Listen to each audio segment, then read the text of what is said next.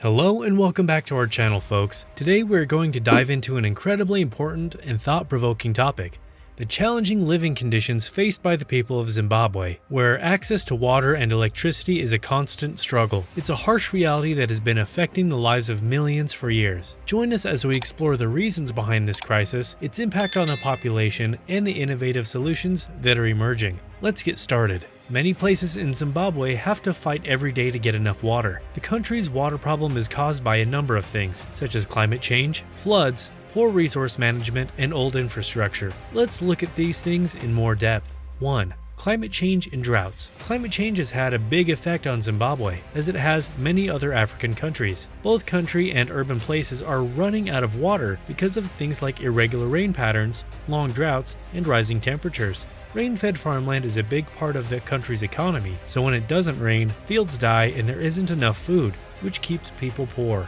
2.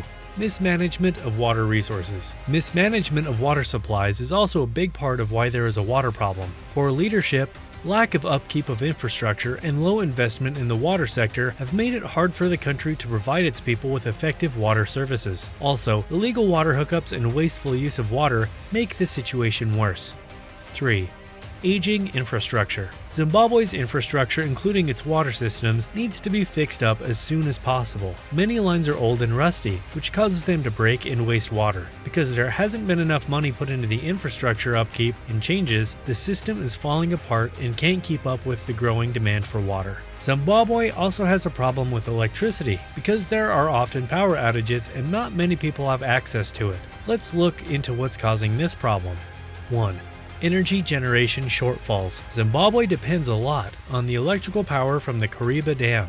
But in recent years, low water levels have made it much harder for the dam to make electricity. Because the country hasn't put enough money into different energy sources like solar and wind, it has made it vulnerable to power outages. 2.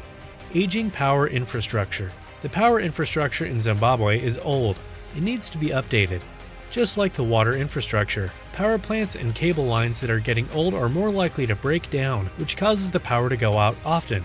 Modernizing the power grid has been hard due to the lack of money and technical know-how. 3. Financial constraints. Zimbabwe's weak economy has made the electricity situation even worse. The country doesn't have enough foreign currency, which makes it hard to get electricity from nearby countries when it's scarce. The government can't spend in infrastructure or improve the electricity supply because it doesn't have enough money. Now that we've talked about why there are water and electricity problems in Zimbabwe, let's talk about how these problems affect the lives of the people there.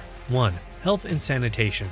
When people can't get clean water, they have to use dangerous water sources, which is bad for public health. Diseases that are spread by water like cholera and dysentery become more common, especially in places with a lot of people. Also, the lack of electricity makes it hard for water treatment plants to work well, which hurts cleaning efforts. 2. Education and economic development. Zimbabwe's schooling and economic growth are also hurt badly by the lack of water and electricity. Without stable water and electricity, schools have to deal with a lot of problems. Sanitation services can't work well without water, which makes it hard for kids to keep clean.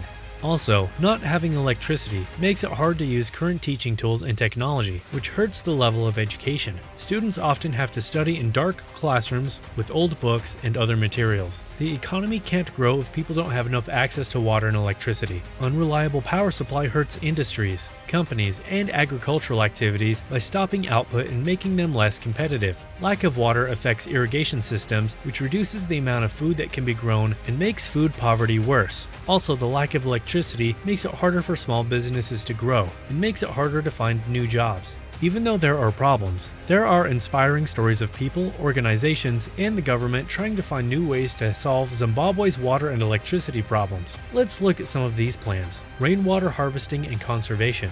Communities that are running out of water can find hope in rainwater harvesting and water conservation methods. Many groups and people are supporting the use of rooftop rainwater harvesting systems and storage tanks to collect and store rainwater during the rainy season. These projects add to the water supply during dry times and make less use of piped water. Renewable energy projects. In Zimbabwe, the building of solar and wind farms and other projects that use clean energy is picking up speed. The goal of these projects is to make the country's energy sources more diverse and less reliant on hydropower. In rural places, solar-powered mini-grids are being set up to provide electricity to schools, health clinics, and homes that are not on the main power grid. Government initiatives. The Zimbabwean government knows how important it is to fix the water and electricity problems, and has put in place a number of programs to do so. Efforts include projects to fix up infrastructure, invest in alternative energy sources, and change policies to get private money to invest in the water and energy industries. As you wrap up this eye-opening conversation about how people in Zimbabwe live for years without water and electricity, it's important to remember that having access to these basic needs is a human right. By knowing the root reasons, how it affects the people, and the creative solutions that are being used, we can work together to help Zimbabwe move toward water and energy systems that are sustainable. Let's try to make the world a place where no one has to live in such hard conditions. We can make a difference and bring out good change if we work together. Remember that it's not just about giving instant help. It's about finding long-term answers that give communities more power and make their lives better. We can help break the cycle of poverty and ensure a better future for the people of Zimbabwe by funding projects that focus on infrastructure development, green energy, and water conservation.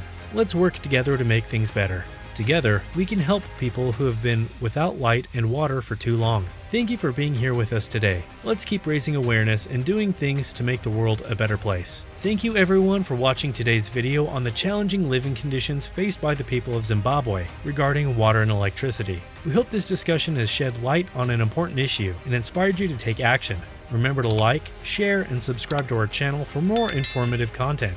Until next time, stay informed and be the change you wish to see in the world.